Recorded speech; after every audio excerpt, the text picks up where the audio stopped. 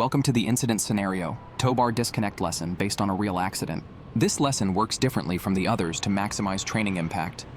We will deliberately guide you into mistakes, the kind that can happen in a real ramp environment and have actually happened during real-life ramp operations.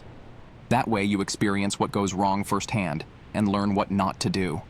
Virtual reality lets you live through a rare but dangerous situation at no cost and no risk, so you can recognize such situations in the future and prevent them in real life. Pay attention to the human factors at play, how time pressure and the urgency of others can push you toward unsafe decisions. In the first part of the lesson, follow the guidance, even when it leads you into a mistake you know should not happen. This is intentional. In the second part of the lesson, we will review everything together so you can learn from each mistake. When you are ready, press Start Lesson to begin.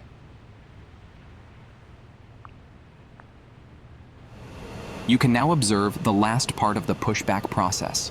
The tractor is in the final stage of pushing the aircraft back from the stand onto the taxiway center line. In a moment, you will switch into the role of the pushback driver and finish up the process.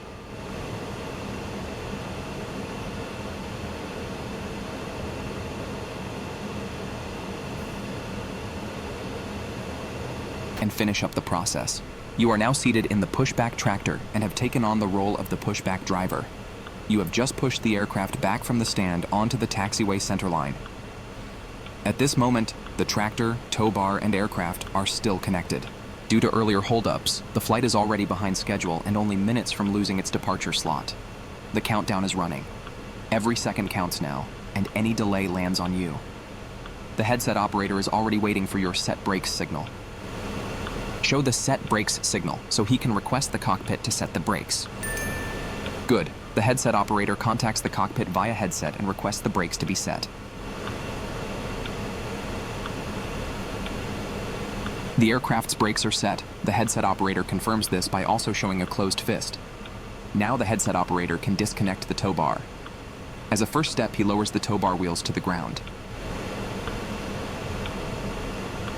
Then, as a next step, the headset operator will disconnect the tow bar from the aircraft's nose gear.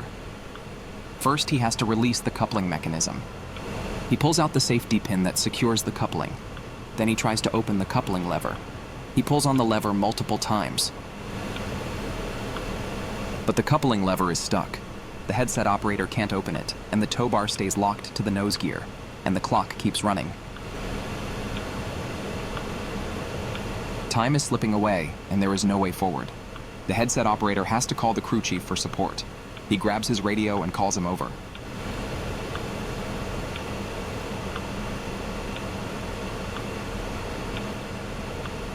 Precious minutes have passed. On your left, the crew chief finally arrives.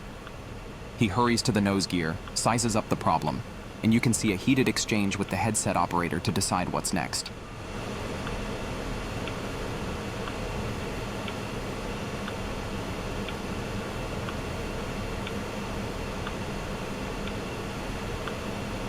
The crew chief tries to open the coupling lever himself.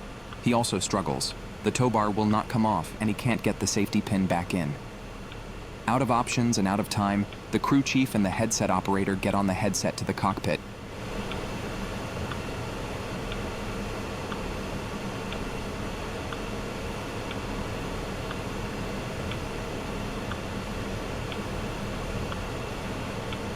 Seems like they made a decision. The crew chief is coming over to you, and the headset operator raises the tow bar wheels again. The coupling lever of the tow bar is stuck. We can't get the safety pin back in. The cockpit asked us to hurry up or they will lose their departure slot. They want you to drive a bit further to straighten the tractor and tow bar. They have already released the parking brake, so drive a bit further and straighten the tractor. You heard what he said. Drive a bit further to straighten the tractor and tow bar so the tow bar can be disconnected from the nose gear. To start driving, pull the trigger button of your right controller.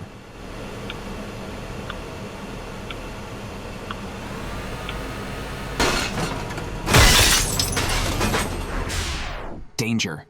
This was a serious accident. The tow bar came loose and the aircraft rolled onto the tow bar. The nose gear, the tow bar, and the tractor are damaged. This will delay the aircraft for hours, and the equipment and aircraft will require expensive repairs. And most importantly, a rolling aircraft is a serious hazard. If the headset operator or crew chief had been hit, this could have been fatal. We will now switch into the learning mode and investigate step by step what went wrong. For this, we will position you outside the tractor. You are now outside of the tractor, looking at the scene just before the accident. This was not just a training exercise. It recreates a real accident that happened at a large international airport, causing serious damage and hours of delay. Accidents like this still happen on ramps around the world, and almost everyone could have been prevented with the right actions and better decisions. Let's go through the 3 moments where things went wrong and see what should have been done instead. Let's start at this exact moment, just a few seconds before the accident.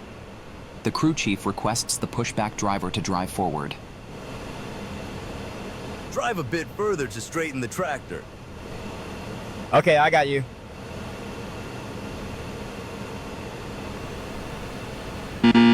That's not what the pushback driver should have done. He followed an unsafe command from the crew chief as he pushed the aircraft further without the safety pin of the Towbar coupling being inserted. Under no circumstances is it allowed to push the aircraft with an unsecured Towbar, no matter who commands the action. Let's take a look at how the pushback driver should have reacted in such a situation. Drive a bit further to straighten the tractor. No, I can't do that. The tow bar isn't secured. We need to chock the aircraft and call the technical operations team. That was the right call. The pushback driver refused to perform the unsafe command from the crew chief. He instead requested to call the technical operations team to resolve the issue. This decision would have prevented the accident. Let's go back a bit further in time to take a look at an earlier decision that also led to the accident. The headset operator had just received the confirmation to start the equipment disconnection process. He starts by lowering the Towbar wheels. Then he walks to the nose gear and tries to disconnect the Towbar from the nose gear first. That was not the recommended procedure. The Towbar is still under tension when it is connected to the tractor, and you may be unable to disconnect the Towbar from the nose gear. Let's take a look at how it is done correctly and observe the recommended disconnection procedure.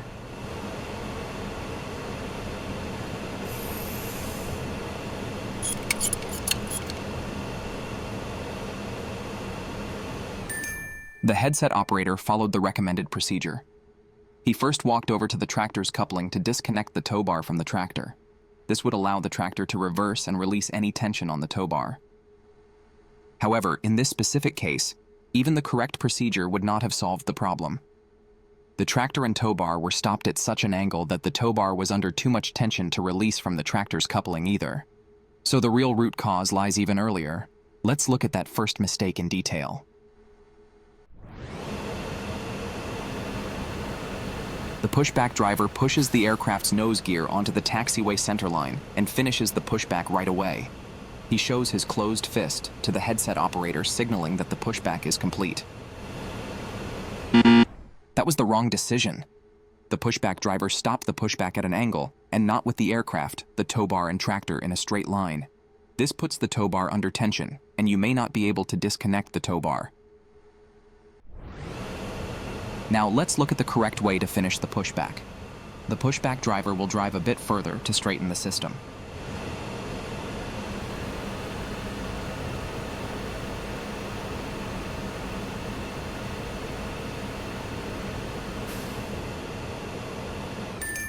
That would have been the correct way to finish the pushback.